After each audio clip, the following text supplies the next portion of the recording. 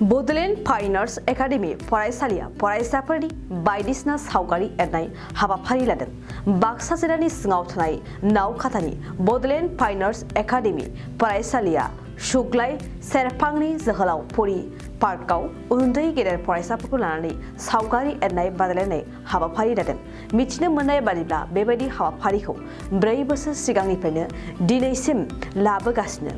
बेबायदिनो फिन दिनैबो Bodoland Fine Arts Academyनि गोरायुं खगेन बर'आ गावनि फरायसालिनि फरायसाफोरखौ लानानै बायदिसिना सावगारि एरनाय बादायलायनाय हाबाफारि लादों। मख'नो गोनांदि जाय फरायसाफोरा बे सावगारि एरनायाव बाहागो लादों बिथांमोननि आखिनाय खाथाखौ जमा लानानै गुवाहाटी फारसे लांनाय जागोन होननानै फोरमायदों गोरायुं खगेन बर'आ।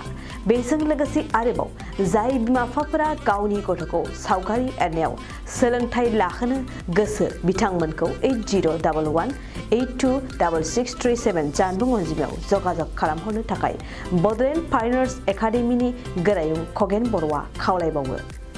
आंनि मुङा खगेन बर'। आंहा नैबे नावकाटायाव माने आंनि आर्ट स्कुल दङ।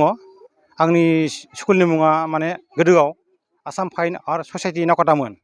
दा बेखौ दिनै 2022 निफ्राय 23 सिम 1 तारिखआव जों बोसोरे गथ'फोरनि आर्ट एग्जिबिसन खुङोमोन ना, बेखौ जों दिनै 1 तारिखआव दिनै रबिबार सानाव जों गोदान पार्क साजायनायाव जोङो बड'लेण्ड नामाव जोङो दिनै गथ'फोरखौ बादायलायनो थाखाय बेयाव एग्जिबिसन खालामनो थाखाय माने गथ'फोरखौ दिनै अर्गानाइज खालामदों थारमाने आङो। ओमफ्राय आं नै दिनैनिफ्राय 2023 निफ्राय दिनै 1 हाबबाय नङा, बे 1 निफ्राय थारमाने आंनि बे आसाम फाइन आर्ट ससाइटि नावकाटाखौ माने दाननाय जाबाय, माने मुंखौ सोलायबाय। बे मुङैनो आं दा आंनि बे थाबाय थानाय जोनोम जायगा बड'लेण्ड एरियायाव बा बिटिसि एरियायाव आङो दिनै बे स्कुलनि नामखौ आं सोलायगोन आरो बा सोलायबाय। जिथुनाखि आङो दा माने लिराखै आरो आं दिनैनिफ्राय लिरगोन। दा बे स्कुलनि मुङानो जाबाय Bodoland Fine Arts Academy नावकाटा। दा बेखिनियाव आंहा देग्लाय दिनै नैबे 1 तारिखआव ब्रान्स दङ। ब्रान्सआबो देग्लाय गोदान खुलिदों आङो। जेनेबा सिनिगाव मोनसे गामियाव आर्ट स्कुल मोनसे सेन्टार गायसनदों आङो, आरो बिदिनो बेटागाव मोनसे गायसनदों। बे सिनिगावनि गार्जेन स्टुडेन्ट आरो बेटागावनिखौबो आं गथ'फोरखौ ज' नावकाटानिजों आंजों मिलायनानै दिनै बे अर्गेनाइजखौ आङो 4th आर्ट एग्जिबिसन होनना बुङो थारमाने। बेखायनो सेथि नैथि थामथि थांबाय, देग्लाय 4थि माने 4th आर्ट एग्जिबिसन। बे 4th आर्ट एग्जिबिसननि थाखाय आं दिनै गथ'फोरखौ बेयाव लाबोनानै अर्गेनाइज खालामफैदों थारमाने। बिदिनो आं दा गथ'फोरखौ सावगारि आखिहोदों। बे सावगारिखौ आखिनानै जों बहिखौ जमा लागोन। बेखौ आं माने आंनिया सेन्टार गुवाहाटि नालाय, अखम सारु कला बिद्यालय होनना बुङो, माने इंलिसाव आसाम फाइन आर्ट ससाइटिनिफ्राय थारमाने आंनि मुङाबो आसाम फाइन आर्ट्स जादोंमोन थारमाने। बेखौ आं नामखौ दानना होनानै बेजोंनो आङो लोगोआव दङ दाबो गुवाहाटि माबायावनो। दा गथ'फोरनो माखासे माने जिखिनि कर्स थाबाय, बे कर्सनि सार्टिफिकेटआ बबेनिफ्राय प्रभाइड खालामो? नैबे जोंनि सार्टिफिकेटआ नैबे देग्लाय खुंनाय आङो सेथि नैथि थामथि 4थि जाबायना, बेखौ थारमाने सार्टिफिकेट डिसिसन लायाखै जोङो। बिनि मोनसे जेनेबा गथ'फोरखौ जों एसे माबा मोनसे साबजेक्ट मेनसन खालामनानै आखिहोनांगोन। बिनि एग्जिबिसननि माबाखौ जोङो बा प्रजेक्ट आरो मोनसे प्रेक्टिकेलखौ जोङो ओजा हरनांगोन। बेयाव मा जेनेबा मोनसे प्राइज फैयो थारमाने। बे प्राइजखौ जों एलाउ खालामनाय जाया आरो जायखिजाया जोंनि मोनसे प्राइज सेंसन जाफैयो आरो बिनि थाखायल' बियो माने बियो फ्रि बायदियानो बे कम्पिटिसना। माने जोंनि थानाय फैनाय जानाय 1 तारिखनि नामाव माने पिकनिकनि नामखाय जों जेनेबा बाहाय फैसा लानानैबाबो जोङो बेखिनिखौ खुंदों आरो खालामदों। कर्सआ आंनिया बर्थमाननियाव दा 4 इयारलागै दङ। 4, 5, 6 इयारलागै दङ। ओरैनो कर्सआ टटेल जोंनिया 8 इयार माबा बिटि जायो आरो ओरैनो 1st, 2nd, 3rd, 4th, 7th, 8th इयारले थाङो जोंनिया। बिदिनो आर्टआव मेरला माने कर्स दङ आरो मथा मथि 18-19 बोसोरालागै माने आर्टखौ सोलोंनानै माबानो हायो आरो जेनेबा। दा बेजों लोगोसे जों बाहाय माने ड्रयिंल' नङा, ड्रयिं होननानै बुंनाय लोगो लोगो गोबां माखासे स्काल्पचारनि खोथा फैयो जेनेबा। नंगौ, बेखौबो नोंथांमोना आङो फोरोङो। आं बेखिनिखौ माने गुवाहाटियावनो लाखानाय जादों।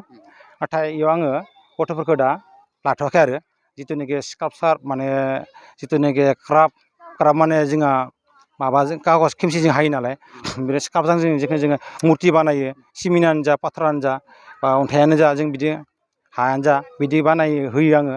आरो टेराक'टा होनना जे बुङो, जेनेबा हमना ला जों हानि बानायो, जों बेखौबो बानायो।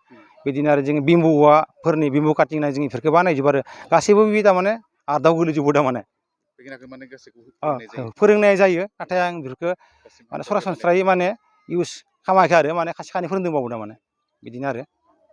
दा जों बेगोमाफोरखौ नोंथाङा मा खावलायगोन जे गथ'फोरखौ माने आर्टआव होनांगौ होननानै बांसिनानो बुङो मानि थाखाय होनांगौ? औ बे नैबे आर्टआ जाबाय एक्सुवेलि गथ'फोरनि मोनसे अंग दा माने गाव थाखानाय गावनि गोसो गोरबोजोंनो जिउजोंनो ब्रेनाव सिथाबफानाय बायदि आरो आंनि मथेब्ला माने अंग बे माने थाखानांगौ आर्ट मोनसे जानो हमना ला जेनेबा आं दा ड्रेस गानना फैदों सला गानदों बेबो मोनसे आर्ट नङा होमबा बे मोनसे आर्ट माने गानना जोमना फैनाया मोनसे आर्ट नङा होमबा स्टाइल खालामनाया बिदिनो आर्टआ थानांगौ गावनियाव दङ आर्टआ ओमफ्राय जों आर्टखौ एक्सुवेलि मानो थाखायलाय जों एक नम्बर आं बुंदों फरायसा खुदियाफोरनि थाखाय आखाइया मोजां जायो माने मेन आरो आखाइया मोजां जायोब्ला बिथाङा देरनायसिम आखाइया मोजां जायोब्ला बिथाङा माने हेन्ड राइटिंआव मोजां जायो आरो लोगोसे आरो बेयाव आजिखालि साइन्सआव प्रेक्टिकेल माने प्रजेक्टफोराव आजिखालि नांगौ जायो आर्टखौ दा माने नांगौ जायो आरो बिदिनो बे गथ'आ जुदि भबिष्यतआव गिदिर माने साख्रि ताख्रि मोनाबाबो आर्ट सासे आर्टिस्ट जायोब्ला माने गावहा गिदिर माने संसारखौ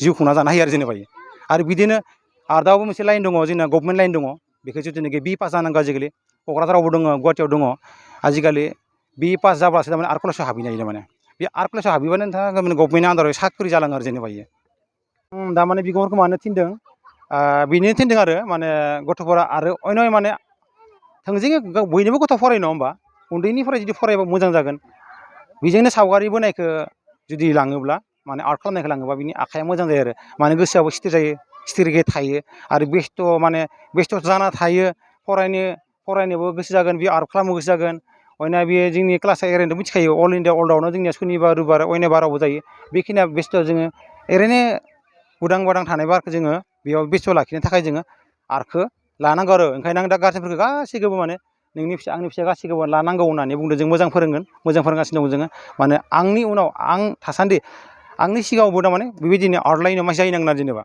आर्टिफोर मानसि जाहैनांगोन आरो बियो फरायनानै ফাইন আৰ্ট ছ'চাইটি নাওগাঁৱৰ এজন সহকাৰী শিক্ষক মই ছাৰৰ লগত আজি প্ৰায় 5 বছৰেদি কাম কৰি আছোঁ মই ছাৰৰ স্কুলতে আৰ্ট শিকিছিলোঁ 2008 চনৰ পৰা প্ৰায় 2014লৈকে শিকিছোঁ আৰু এতিয়া ভাল লাগিছে তেখেতৰ লগত থাকি কাম কৰিবলৈ সুবিধা পাইছোঁ আৰু আজি যিটো চতুৰ্থ চিত্ৰকলা প্ৰদৰ্শনীৰ ইয়াতে আয়োজন কৰিছোঁ আমি এটা ভাল লগা পৰিৱেশ সকলোৱে ইয়ালৈ আহিছে এইবাৰ 4 বছৰ হ'ল আগতেও 3 বছৰ কৰিলোঁ আমি 2 বছৰ লকডাউনৰ কাৰণে কৰিব পৰা নাছিলোঁ আগলৈ ইয়াতকৈ ভাল কৰিম বুলি আশা কৰিছোঁ আমি ধন্যবাদ बोसोरजों लोब्बा लाखिनानै दिनैनि बे आर्ट एक्जिबिसनाव खुंनायाव आं जोबोद गोजोननाय मोन्दों फार्स्ट टाइम आङो बड'लेण्ड बुब्लि आरो बड'लेण्ड इंखंखौ गोदान बोसोरजों लोब्बा लाखिनानै साबायखर बावबाय बेनिफ्राय जोङो दिनैहाय आङो सासे गार्जेन जानानै बुंनाय जादों माने आंहाबो सासे